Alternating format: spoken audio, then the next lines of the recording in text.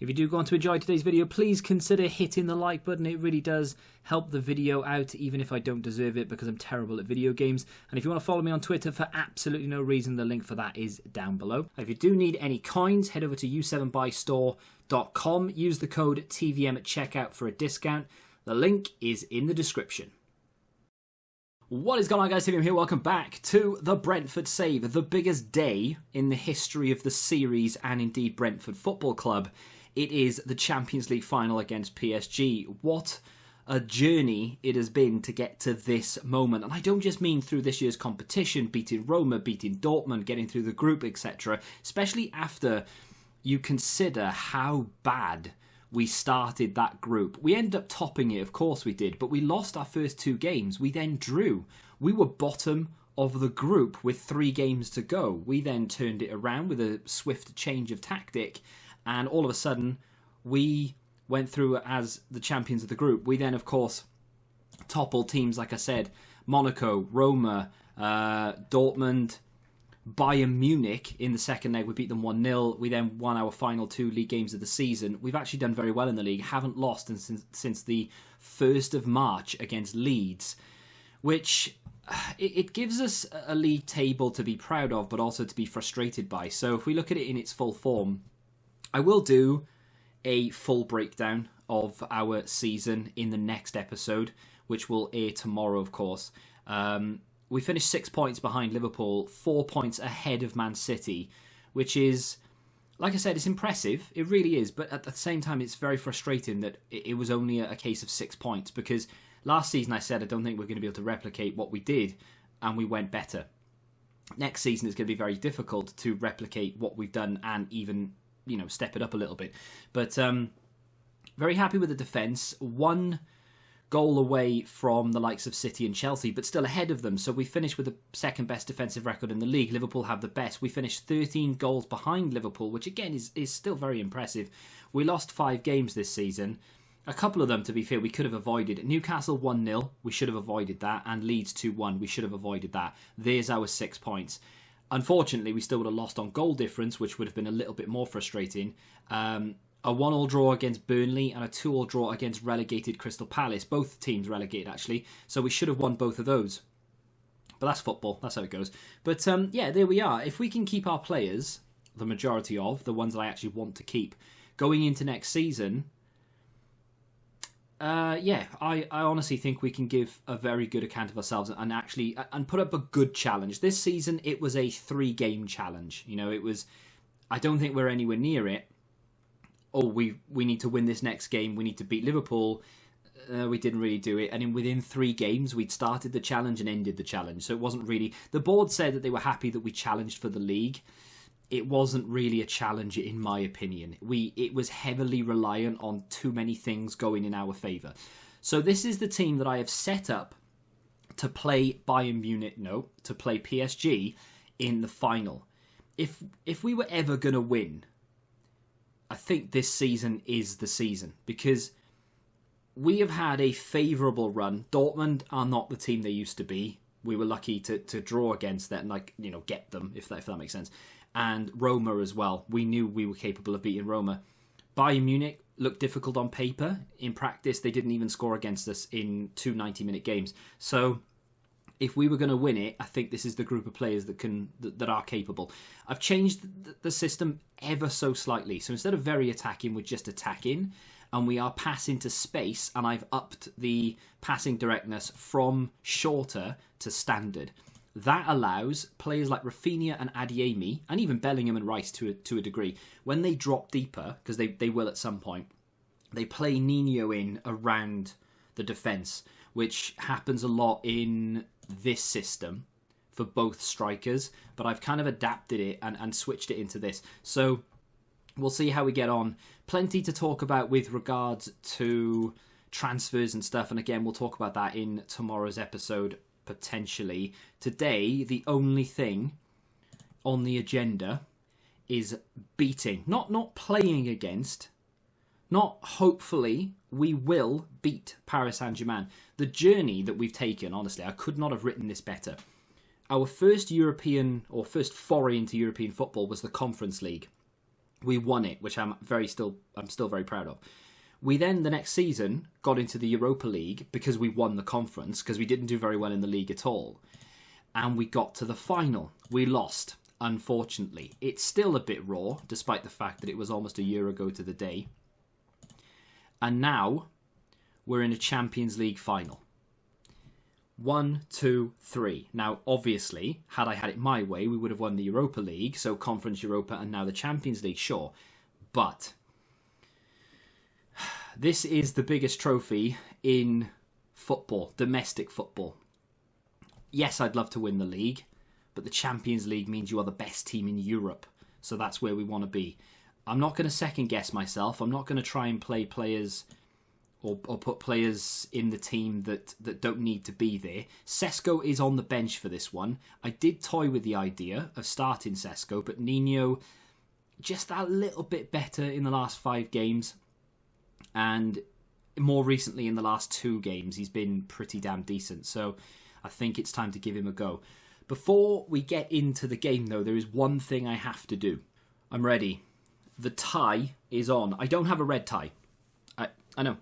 Terrible Liverpool fan. I'm not wearing a Liverpool t-shirt in a Brentford Champions League final, I swear. Let's move. We do have a tie. It is a special occasion. I think this tie will be brought out for special occasions, unless, of course, we lose, and in which case, probably not a good omen. So, they've got a good team. They've got Kante, they've got Barella, they've got Rashford, Lewin, Neymar. I mean, there it is for everyone to see. Donnarumma in goal, Hakimi, Fofana, Kimpembe, Mendes, Zubamendi, who I'm looking at for next season, potentially. Kante, Barella, Rashford, Neymar, Lewandowski, and their bench has a fair few players as well. Not amazing, their bench, to be fair. I mean, don't get me wrong, still some decent players there.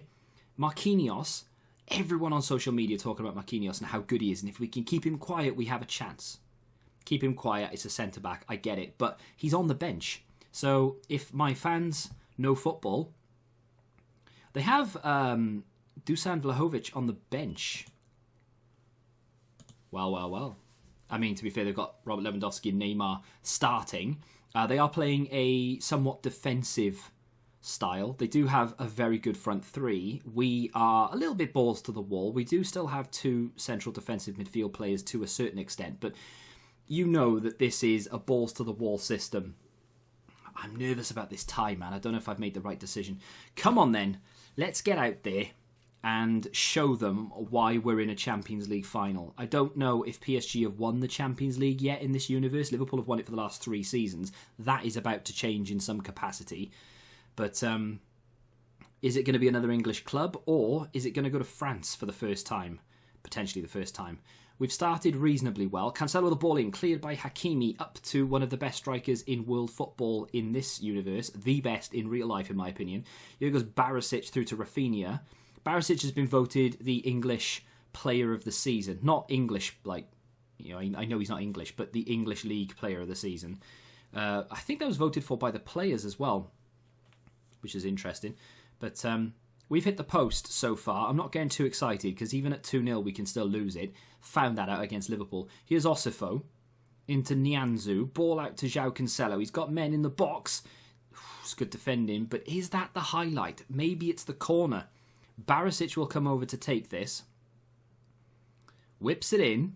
Nianzou, free header, and it's a goal, and we are 1-0 up in the Champions League final. 30 minutes on the clock. We're winning in a Champions League final. I want to cast your minds back, though, because I'm going off pure memory, and I played this probably, I don't know, a week ago, maybe longer. We went 1-0 up in the Europa League final, I think.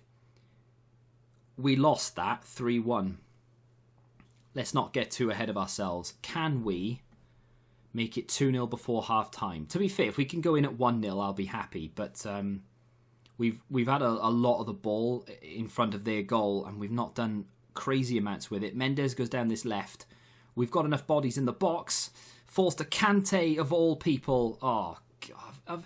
Of all the people to concede to. And N'Golo Kante, I mean, like, he's a fantastic player, but he's not known for scoring goals. We've been pegged back. It would have been nice to go in at 1-0, maybe 2. It's now 1-1, and we still have a little while to play. I mean, it's just a little poke and hope, really, isn't it? Let's encourage the boys and see if that does anything of any note. They are relatively G'd up by that. That's only their second shot on target. Oh, it's poised for a neutral second half. This 1-1. We've been the better team in my opinion. We just have. So let's go out. Let's give it 10 minutes or so, 10-15 minutes, and see how we do before we start considering changes. That's another shot on target, this time in the second half.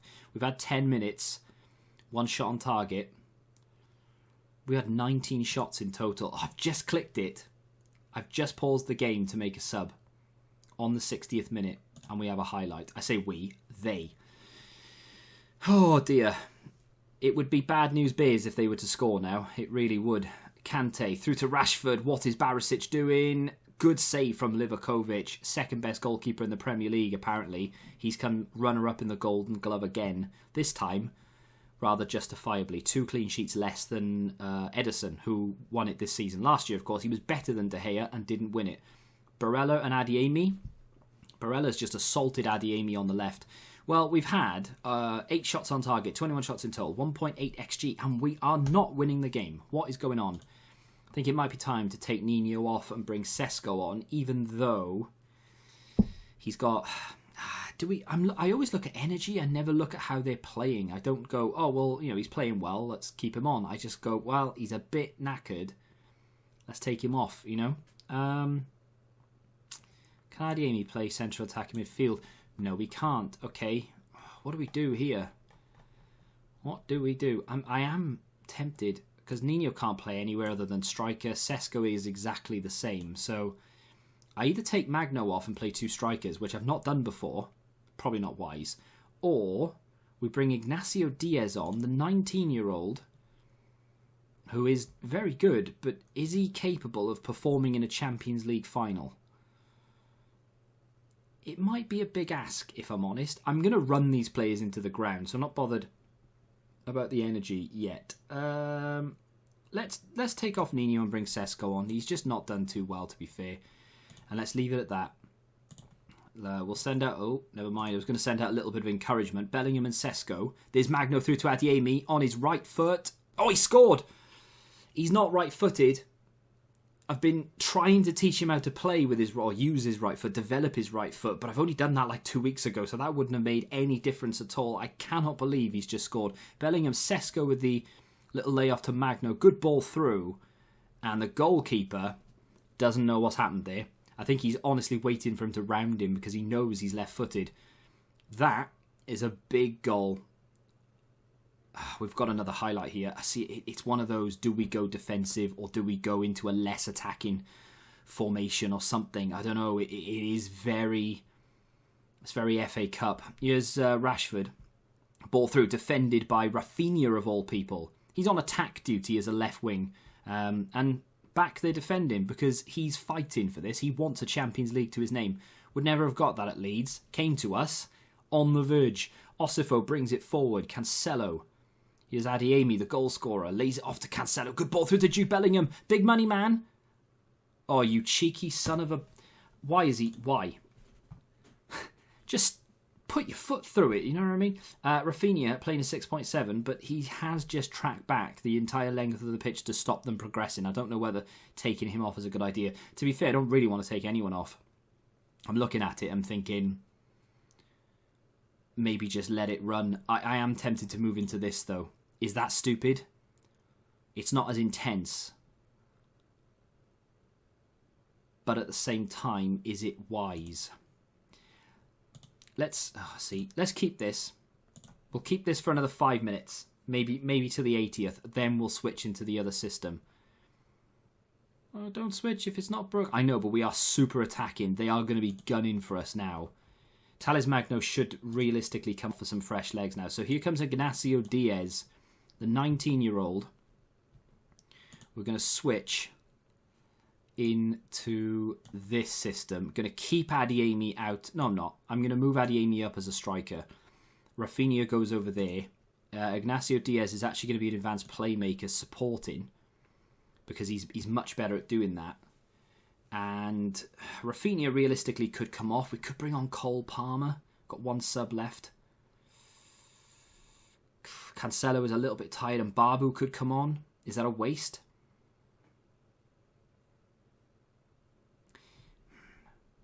What is swirling around my mind now is we're 2-1 up. If I take off Cancelo and put Barbu on, who is a big influence in getting forward and getting assists and such, if they score, I'm out of subs and Rafinha is on his knees, which means he's unlikely to generate any more. So on that basis, even though he's nervous, yeah, he is nervous. Even though he's nervous, do I bring on... I should have kept Firmino on. Oh, this is a nightmare. Do I bring on Cole Palmer? Let's leave it like that for a minute. Let's just leave it. 5 minutes. Now it's time to not shut the doors, but just bring it down a little bit, I think. Why was that on? Oh, no, yeah, because it's that system. Never mind. Ignore me. Take off pass into space. Take that off. Be a bit more disciplined, I think. Play, pause. I don't know what to do. FA Cup, I didn't change it, and I said I should have changed it. I don't want to go defensive and invite pressure for the final 6 minutes, 4 minutes, but at the same time, is that dull? Do you know what? We're doing it. Rafinha's coming off. Declan Rice is going in there. Diaz is going to play central midfield. Brozovic is going to come on instead of Rafinha. Adeyemi is going to stay exactly where he is. But he is going to play deep line forward. He is going to play an anchor. Can't play... No, he's going to play ball-winning midfielder. He's going to be my defensive centre. No, I'll swap those two around because he can't defend for Toffee. And yeah, he can be the box-to-box. We'll put these two on defensive duty. And we will waste as much time as humanly possible while going cautious. Not defensive, cautious. That is my move. If they score, we are toast.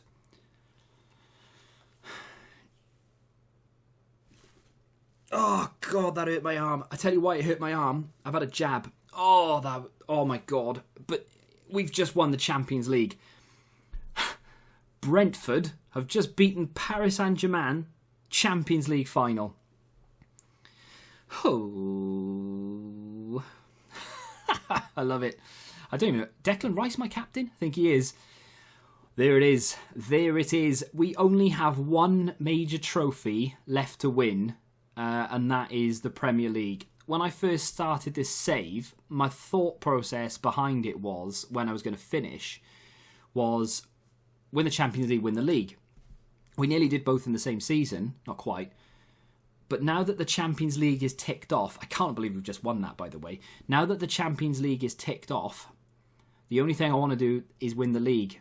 That's it. That's the only thing I want to do left in this save. I'm not going to then end Football Manager. I'm then thinking maybe start again, different club. Maybe with much more in terms of objectives. I like moving clubs as well. I'm not a massive fan of staying at the same club for more than like 4 or 5 seasons. I think this is going to be our 5th season, which is generally tend to be where I'm like, well, now it's time for a change. And having just won the Champions League, I want one crack at the Premier League title. Then I think it could be time to either stay in the save. Obviously, we'll open it up to the floor and let you guys give me your opinion. But whether we should stay on this in this universe or whether we start again with a different club, maybe much lower down and build things up. But we have just beaten PSG in the Champions League final. If I haven't said it once, I'll say it again. Barisic gets man of the match. Every single game, Barisic is man of the match. I can't believe we've just won that. Honestly, didn't expect to do it. We drew PSG. I was like, right, good team. And then when I was just about to film, I thought this isn't gonna happen. We are not gonna do it. But there it is, 24-25 champions, Brentford. Whew. Pochettino is in the mud, as you would imagine, losing to Brentford in a Champions League finals with the best team in the world on paper. Probably going to have some stick for that. We've just brought in 17.1 million for beating PSG in the final, which is nice. All those players got given Elijah Smith. Oh, he did play one game for us. Basically, I brought in a keeper, Elijah Smith. I had to bring him in on a free transfer. He played one game. Basically, what was it? West Ham. I mentioned this before. West Ham, back up here somewhere. Where's West Ham? There it is, the 4-3 game. Elijah Wood played... Oh no, Julian Hawkes played in this game. Where did Elijah Wood play? Did he play in the Champions League? Elijah Smith, not Wood. Elijah Wood. Elijah Smith played in the Champions League. But we had... Yeah, Julian Hawkes was our youth player. He has no stats. He's greyed out. You can't give him a contract or anything like that. He was literally an emergency goalkeeper because I had problems. But he's just been given a Champions League medal for appearing once, which is outrageous. No other real surprises, I think. Bastoni's got one, despite only making 4 substitute appearances. Janelt has been given one, despite making 1 substitute appearance. And a few of these players have been given them despite making no appearances.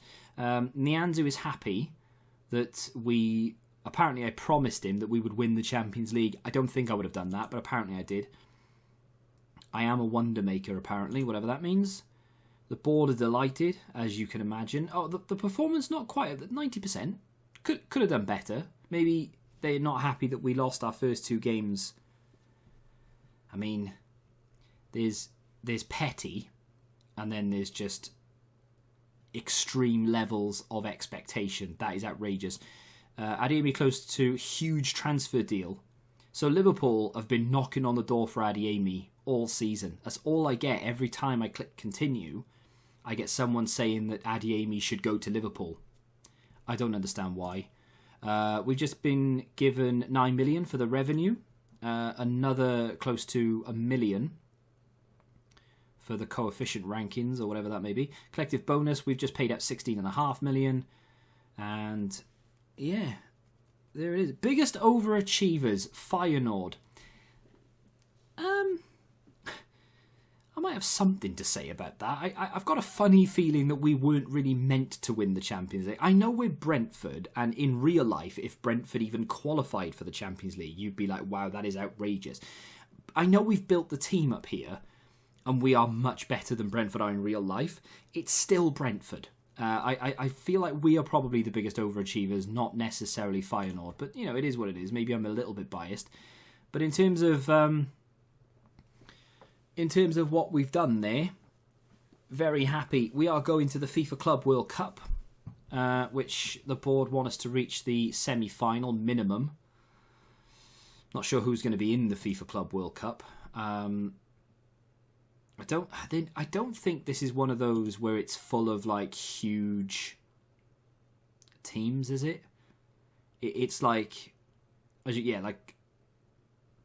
Auckland City and teams like that, I'm pretty sure it's one of those, send the replacements in to play it because it's not really that big a deal to many, but it is what it is.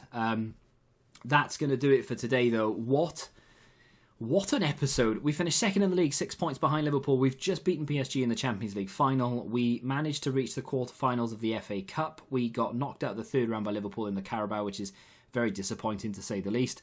And of course, we've qualified for the FIFA Club World Cup. We're also going to have qualified for the Super Cup, I'm pretty sure. Not sure. I think that takes place in November, December, something like that, if memory serves. But yeah, a lot coming. Now, the only problem we have is keeping hold of every single one of these players. There are so many wanted signs there, you'd think you were in a police station. That is shocking. The fact that we're not the biggest overachievers in the Champions League as well kind of is contradicted by the fact that I went in to inquire about Erling Haaland, who said, and I don't quote because I can't remember the exact term but or phrase he used, but he said, I will not consider move into Brentford unless you improve your league position. He plays for Man City. I'll just let that sink in for a second. They are not above us in the league. They finish behind us. So, and there's only one place above us, and he wants me to, win the league before he joins? That doesn't make an awful lot of sense. If we could sign Erling Haaland, we would win the league. Simple as that. If we could keep the exact same players we have now, maybe sell Nino or Sesko because we won't need both, and we could sign Haaland, job done. We would win the league, I guarantee it. But he doesn't want to come to us. Not that we have enough money anyway, but he didn't want to come to us because we're not good enough. Fantastic. I was going to say something else, but I completely forgot. Oh, that's it. Yeah, all these players are going to say that they want to move to a bigger club, even though we've just won the Champions League and challenge for the title. But that's just FM for you. Next episode, we'll run through the season breakdown, best signings, worst signings, how much money we're going to have to spend, and of course we'll have our initial first week of the transfer window and how many people are going to be interested in all of our players, because now we're Champions League winners, all of a sudden all these players have more appeal. People have been noticing them a lot more because they've been on the world's biggest stage. So, yeah, interesting stuff. If you have enjoyed that, though, do me a favour and hit that like button, subscribe to the channel if you're new, and until the next time, goodbye.